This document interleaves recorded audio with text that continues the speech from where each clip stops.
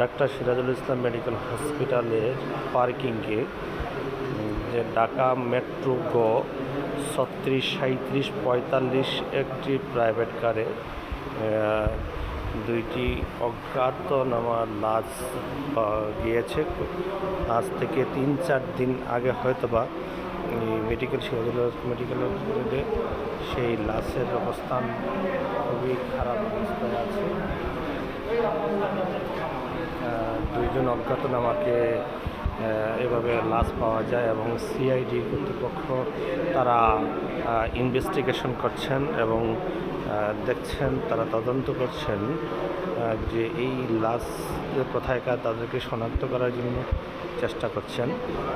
দর্শক, আপনারা খেয়াল করুন যে দুইটি অজ্ঞাতনামা লাশ তাদের ফরেনসিক করার জন্য সিআইডি কর্তৃপক্ষ তা চেক করতেছে মেশিনের সাহায্যে তারা চেক করার চেষ্টা করছেন এবং তাদেরকে দেখার চেষ্টা করছেন এবং তাদের ফিঙ্গারিং যে জিনিসটা সেই জিনিসটা নেওয়ার চেষ্টা করছেন।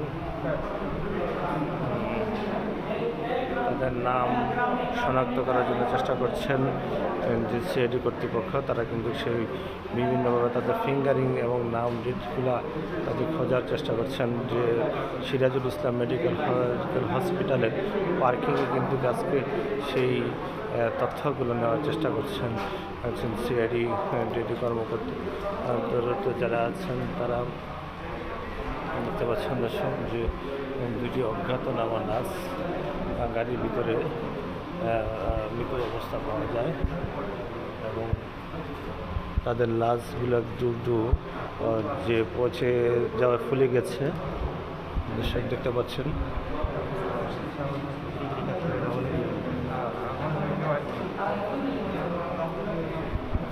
সিরাজুল ইসলাম মেডিকেল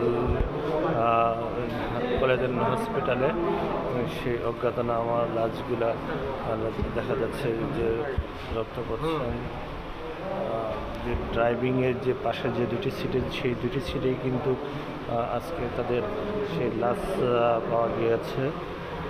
দর্শক, আপনারা দেখতে পাচ্ছেন সে তাদের ফরেন্সিক যে চেক করা হচ্ছে, তাদের গাড়িগুলো এখন শনাক্ত করার জন্য চেষ্টা করছেন সিরাজুল ইসলাম মেডিকেল কলেজের পার্কিংয়ে।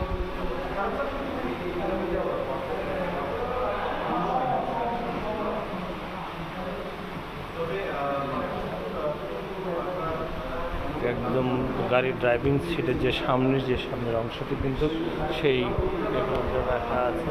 দেখতে পাচ্ছেন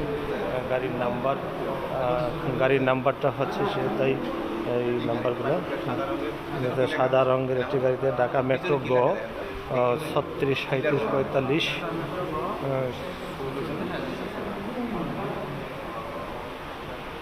ফরেন্সিক চেক করতেছেন এবং তাদের ফিঙ্গারিংটা চেক করার জন্য বিভিন্ন আইন শৃঙ্খলা বাহিনী এবং সাংবাদিকরা সেখানে উপস্থিত হয়েছে।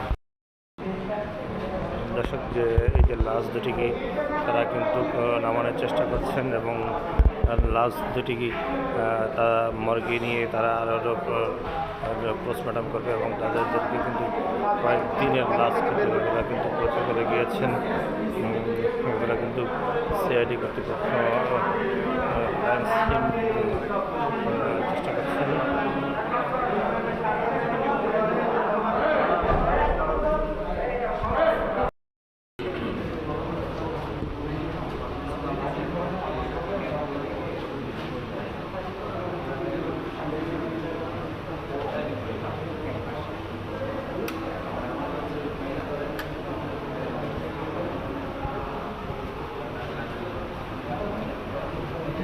সিরাজুল ইসলাম মেডিকেল কলেজের সামনে কিন্তু এই মরদেহ দুটি উদ্ধার করছে এবং সিআইডি পক্ষ থেকে দিয়েছে। এই গাড়িটা থেকে কিন্তু সেই মরদেহ দুটি উদ্ধার করা হয় সিরাজুল ইসলাম মেডিকেল কলেজের পার্কিং বেসমেন্ট 2-তে।